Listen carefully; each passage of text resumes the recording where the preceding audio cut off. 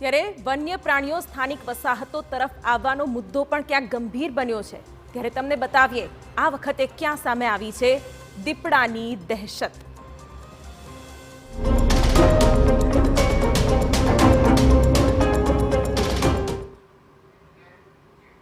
નવસારીમાં દીપડાઓએ મચાવ્યો છે આતંક।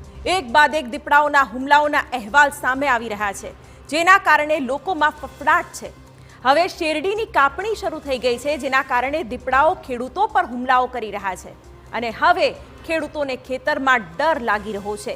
ત્યારે જુઓ નવસારીમાં કેવી છે દીપડાની દહેશત।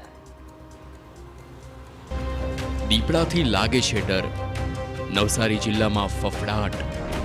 દીપડાથી છે લોકોમાં ગભરાટ, ધરતીપુત્રો પર થઈ રહ્યા છે હુમલાઓ। વન વિભાગ શું કરી રહ્યું છે કામગીરી?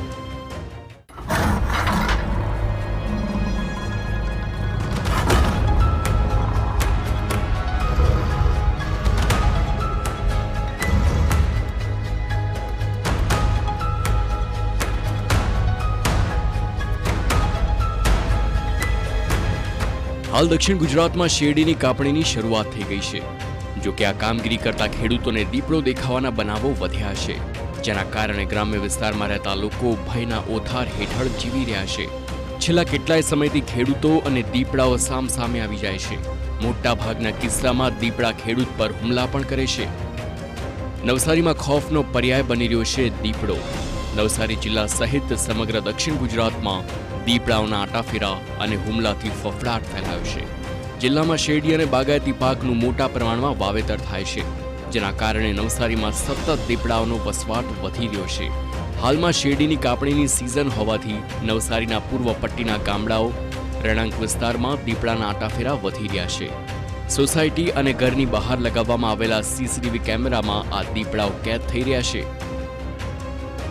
ગત મહિનામાં દીપડાએ નવસારીના ચીખલીના સાદકપુરમાં એક યુવતી પર હુમલો કરી તેનો જીવ લીધો હતો, જ્યારે વાંસદા તાલુકામાં પણ 2 બાળકી તેમજ એક યુવાનને ઘાયલ કર્યા હતા। દીપડાઓ ગામડાઓ અને ખેતરમાં દિવસે પણ જોવા મળી જતા ગ્રામજનોમાં ભયનો માહોલ છે। મજૂરો ખેતરમાં જતા પણ ડરી રહ્યા છે। રાત્રે પાણી છોડવા જવાનું પણ ખેડૂતો ટાળી રહ્યા છે। દીપડાને તો બહુ બીક લાગે, કારણ કે દિવસના બી નીકળી આવે, ગમે ત્યાં જ નીકળી આવે। 2-3 છે, મોટા છે, નાના બચ્ચા બી છે હાથે, એવું છે। એટલે વન વિભાગે પાંજરું મૂકેલું છે, પણ અંદર શિકાર કંઈ મૂકે તો ખાવા માટે તો કંઈ અંદર પડે એવું છે શક્યતા। 2-3 વર્ષોથી દીપડાઓ ફરતા રહે છે અને ખેતરમાં મજૂરો જતા હોય તો એકલા જતા હોય તો એ લોકોને બીકનો ભય રહે છે એટલે લોકો સાથે બધા મળીને સાથે ખેતરે જાય છે અને એ માટે વન વિભાગને ઘણીવાર ફરિયાદ બી કરી, એ લોકો પાંજરા બી મૂક્યા છે, છતાં બી એ લોકો આવતા જ રહે છે અને અત્યારે બી ચાલુ જ છે।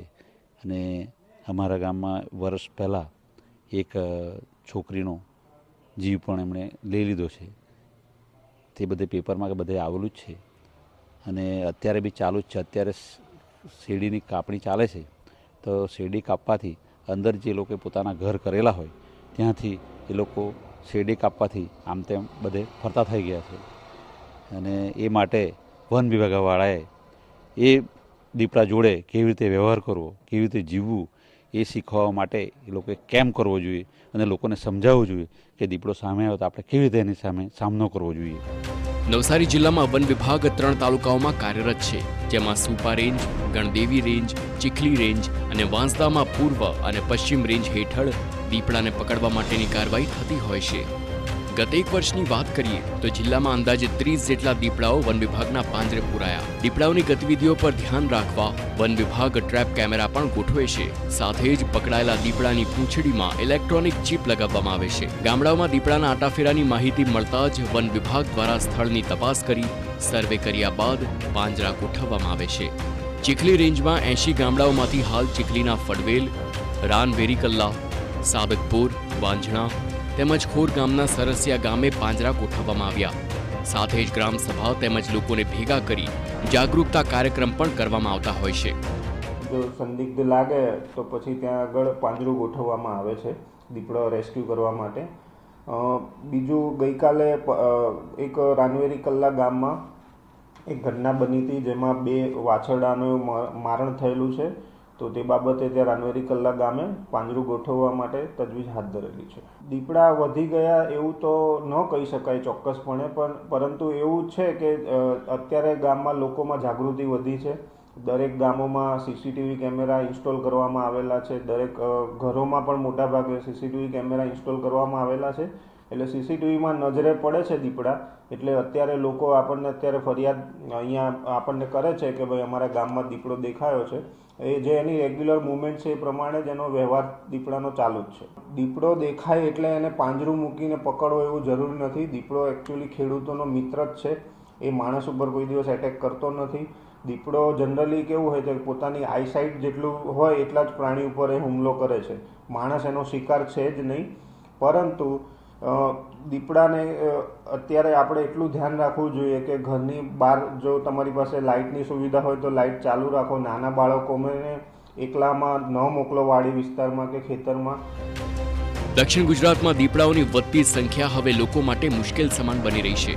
દક્ષિણ ગુજરાતમાં રાજ્યના 25% દીપડાઓ છે.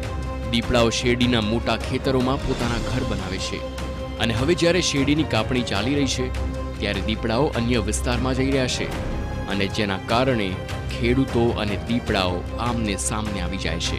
નવસારીથી નિલેશ ગામિત સાથે બ્યુરો રિપોર્ટ TV9.